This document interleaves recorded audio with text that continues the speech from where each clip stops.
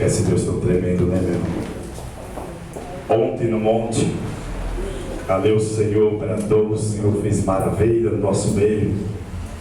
E eu subi com tanto gozo no coração ao monte ali, querido, com tanta alegria, porque eu sabia que naquele lugar Deus ia falar comigo, que naquele lugar Deus iria derramar uma unção especial sobre as nossas vidas. E a mesma unção que eu senti ontem naquele monte é a mesma unção que eu estou sentindo nessa noite, nesse lugar, porque o Deus que estava no monte é o Deus que está aqui nessa noite para nos conceder vitória. Amém, meu irmão? Amém. Abre esses vídeos aí no livro de 2 Reis, capítulo de número 4, a partir do versículo de número 38. 2 Reis, capítulo número 4, a partir do versículo 38. Glória a Deus, aleluias. Deus é tremendo, Deus é poderoso. Estou muito feliz também pela tua presença neste lugar, meu irmão. Se você veio, é porque você tem temor diante da presença do Senhor. E se você tem temor diante da presença do Senhor, é porque você tem certeza no teu coração que esse Deus que você serve é um Deus vitória. É um Deus que nos concede aquilo qual tem desejado e almejado no nosso coração. A igreja encontrou, amém? Amém, Jesus! 2 Reis, capítulo número 4, versículo 38, diz assim: E voltando Eliseu a Gilgal, havia fome naquela terra, e os filhos dos profetas estavam sentados na sua presença. E disse ao seu servo: Põe a panela grande ao lume, e faze um caldo de ervas para os filhos dos profetas. Então um deles saiu ao campo a apanhar ervas, e achou uma parra brava, e colheu dela, enchendo a sua capa de colossíntidas, e veio e as cortou na panela do caldo, porque não as conheciam. Assim deram de comer para os homens. E sucedeu que, comendo eles daquele caldo, clamaram e disseram: Homem de Deus, há morte na panela. Não puderam comer. Porém ele disse: Trazei farinha. E deitou-a na panela e disse: Dai de comer ao povo. E já não havia mal nenhum na panela. Amém, querido? Está aí para a nossa meditação uma palavra tremenda, uma palavra de advertência, uma palavra onde Deus vem nos exortar, querido, para nós entender o trabalhar e o operar de Deus sobre as nossas vidas. Querido, quando eu estava meditando nesta palavra, o Senhor estava falando comigo a respeito sobre a igreja.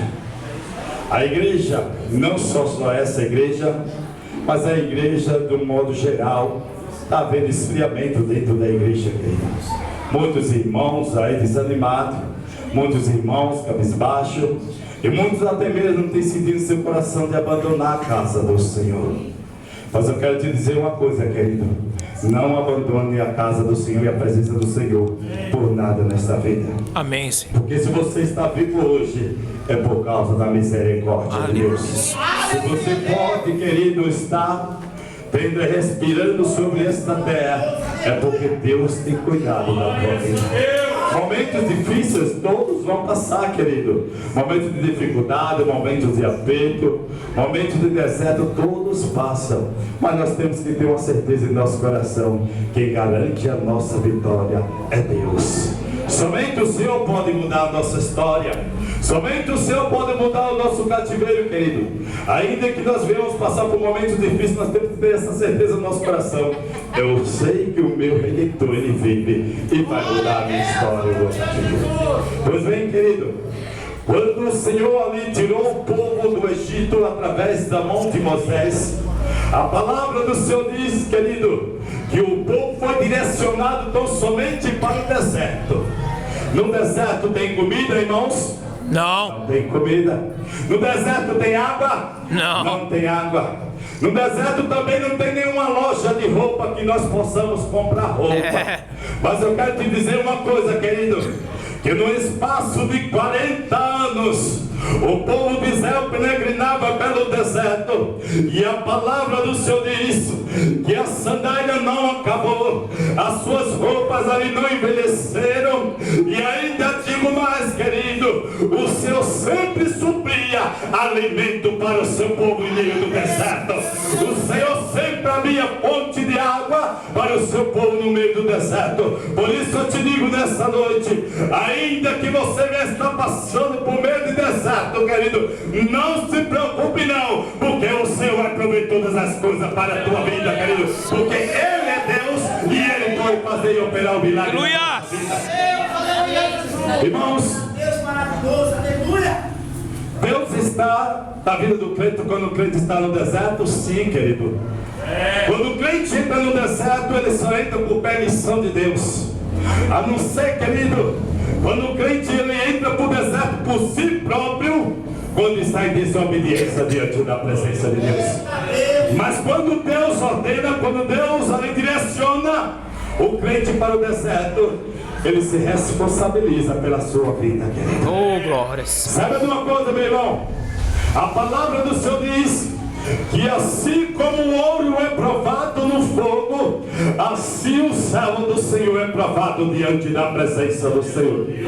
Quando o crente ele entra no deserto, é porque Deus está provando. E se Deus está provando, querido, Ele quer provar para conceder a vitória sobre o seu povo. Por isso, meu irmão, se você está passando em meio do deserto, não murmure, não questione a Deus, mas glorifique ao Senhor todo o tempo, porque dele virá a tua bênção e a tua vitória, querido, porque Ele é fiel e continua para sempre, meu irmão. E olhando para a palavra do Senhor, querido, eu vi aqui quando esse povo aqui estava nessa cidade chamada Gilgal, ali o povo estava passando por um momento difícil.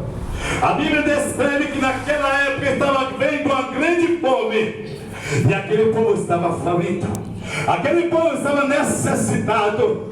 E a palavra do Senhor diz que eles chegaram diante do homem de Deus, o profeta, chamado Eliseu, e declararam: olha, nós queremos comer, nós estamos famintos, nós estamos com fome. E o homem de Deus, querido, ele tinha uma palavra que iria mudar a história daquele povo. E aquele homem de Deus, ele declarou: olha, tudo bem, prepara uma panela, pega uma panela e prepara e começa a fazer aí um caldo. Vai apanhar algumas ervas e coloca dentro da panela, para que seja feito um caldo para alimentar o povo, para alimentar os filhos dos profetas. Quando eu olhava para essa mensagem, querido, para essa passagem, eu vi um grande falar da parte de Deus sobre a igreja. Quando aquele homem, querido, a Bíblia diz que um daqueles homens saiu e foi até o campo para ali pegar algumas ervas, para preparar aquele alimento, para preparar aquele caldo, ali para adicionar algumas ervas naquele caldo para alimentar aquele povo que estava faminto. Mas a palavra do Senhor diz, querido, que aquele homem começou a pegar algumas ervas, mas existia uma erva, querido, brava, e aquele homem não conhecia, e pegou daquela erva e levou e adicionou aquele caldo. Ali, querido, aquele homem colocou aquela erva brava e colocou dentro daquela panela, ao qual foi titulada essa mensagem, que a morte estava na panela. Porque aquele homem, querido, ele adicionou aquela erva dentro daquela panela, é porque aquele homem não conhecia a tal erva.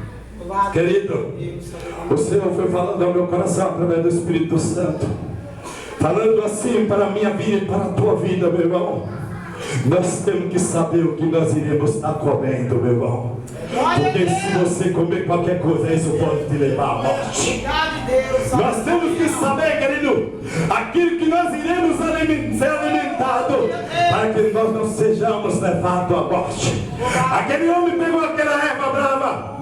Ele não sabia, querido, que aquela erva poderia levar todo aquele povo a óbito. Poderia levar todo aquele povo que ele queria estar se alimentando à morte. E aquele homem pegou daquela erva mesmo sem conhecer.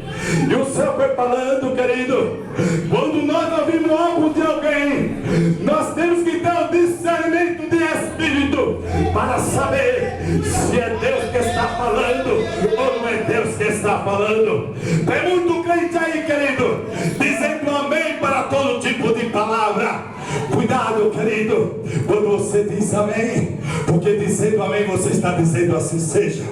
Talvez a palavra que você está ouvindo e você está se alimentando, talvez que ele pode te levar até mesmo à morte.